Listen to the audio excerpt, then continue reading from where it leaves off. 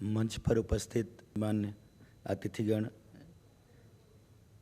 हमारे परम आदरणीय कुलस्ते जी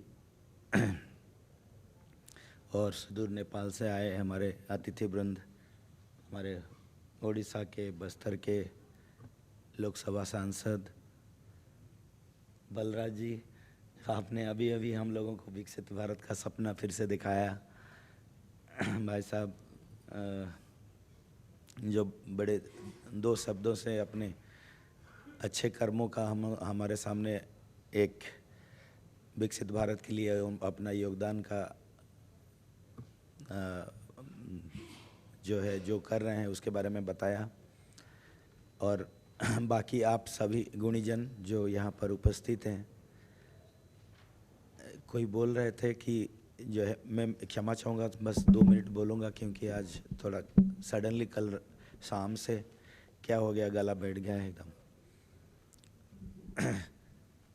अभी कोई बोल रहे थे कि यहाँ कितने लोग हैं वो ज़रूरी नहीं है, लेकिन कितने लोग एक मन से एक सपना देख के उसको साकार करने के लिए आज प्रण लिए, वो इम्पोर्टेंट है, वो बहुत जो है मायने रखता है।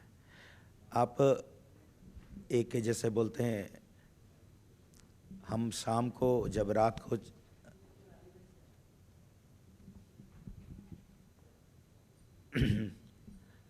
आसमान में देखते हैं तो बहुत सारे तारे हमको दिखते हैं और एक चांद हमको देखने को मिलता है।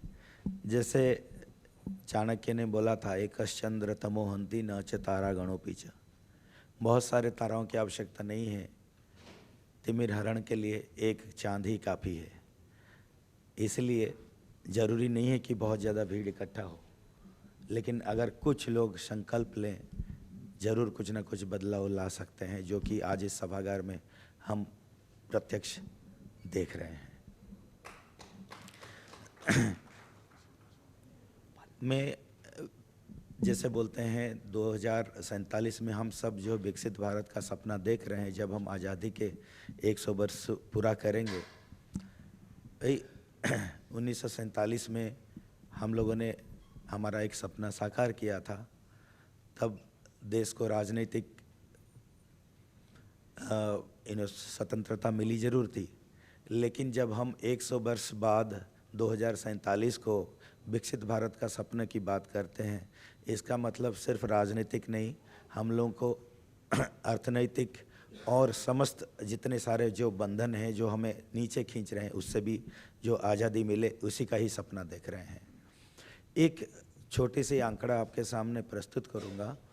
आप आज की तारीख में सब लोग जानते हैं, मोटा मोटी हमारा इकोनॉमी 7% के रफ्तार पे बढ़ रही है आगे, और अभी हम 5वीं अर्थव्यवस्था है पूरे विश्व में, और 2 साल में हम तीसरी अर्थव्यवस्था बनेंगे। हमारे बहुत सारे अतिथिगण ये बात बताए, लेकिन उसके साथ साथ हमको ये भी ध्यान रखना होगा कि अगर हम 7% में ग्रो कर रहे हैं, किसी स्टडी में आया था कि हमारे जो शहरी क्षेत्र हैं वो एवरेज 10% ग्रो कर रहे हैं साल पर साल, और हमारे जो ग्रामीण क्षेत्र हैं वो मात्र 4% ग्रो कर रहे हैं। तो एवरेज आउट 10 + 4 डिवाइडेड बाई 2 7% की प्रगति है। अगर ऐसा ही प्रगति जारी रहा, सोचिए 5 साल बाद हमारे शहरी क्षेत्र और ग्रामीण क्षेत्र के बीच कितना गैप आ जाएगा, कितने। तो जैसे आदरणीय कुलस्ते जी भी बताए और हमारे माननीय सांसदगण भी बताए कि महात्मा गांधी हमारे हमारे देश की जनक बता रहे थे कि देश की आत्मा जो है वो गांव में बसता है। अगर ऐसा है, क्या हम ऐसा एक सिचुएशन देख सकते हैं कि हमारे शहरी क्षेत्र और ग्रामीण क्षेत्र के बीच इतना अंतर है?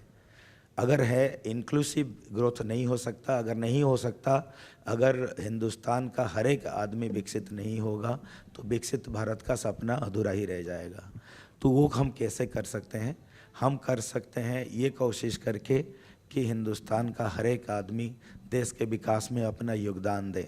हर एक आदमी कुछ ना कुछ वैल्यू क्रिएट करे। और वैल्यू कौन क्रिएट करता है? वैल्यू हम जैसे लोग शायद कम ही क्रिएट करते हैं, वैल्यू क्रिएट करते हैं उद्यमी।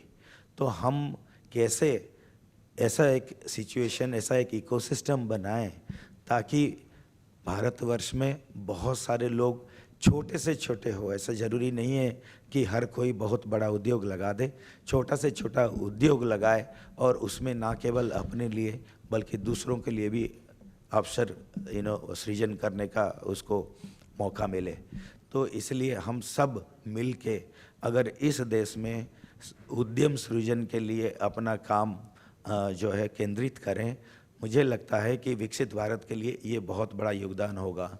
ग्रामीण क्षेत्र में भी छोटे से चीज़ आप देखिए, हमारा अर्थव्यवस्था जो है एग्रीकल्चरल है, लेकिन उसमें अगर जो अभी चल रहा है अगर ऐसा ही चलता रहेगा हम कभी विकसित तो हो नहीं पाएंगे।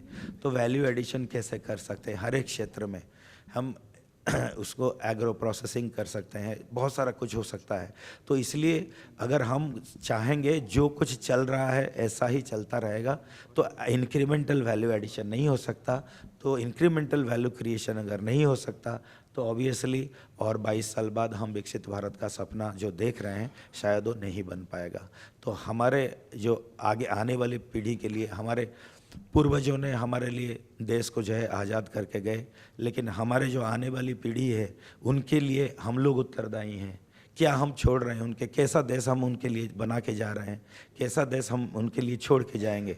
तो एक सपना जो माननीय प्रधानमंत्री ने जो दिखाया है कि हम उनके लिए एक विकसित भारत बना के देंगे, और उसके लिए हम सबको अपना तन मन धन से लग जाना चाहिए। और जो भी जिस क्षेत्र में काम कर रहे हैं उस क्षेत्र में हम जो कर रहे हैं इंक्रीमेंटल वैल्यू एडिशन के दिशा पर अगर काम करेंगे तो मुझे लगता है 22 साल में हमारा जो देश है, हमने जो सपना देखा है विकसित भारत का, वो ज़रूर साकार होगा। आप सभी को बहुत बहुत धन्यवाद। सादर।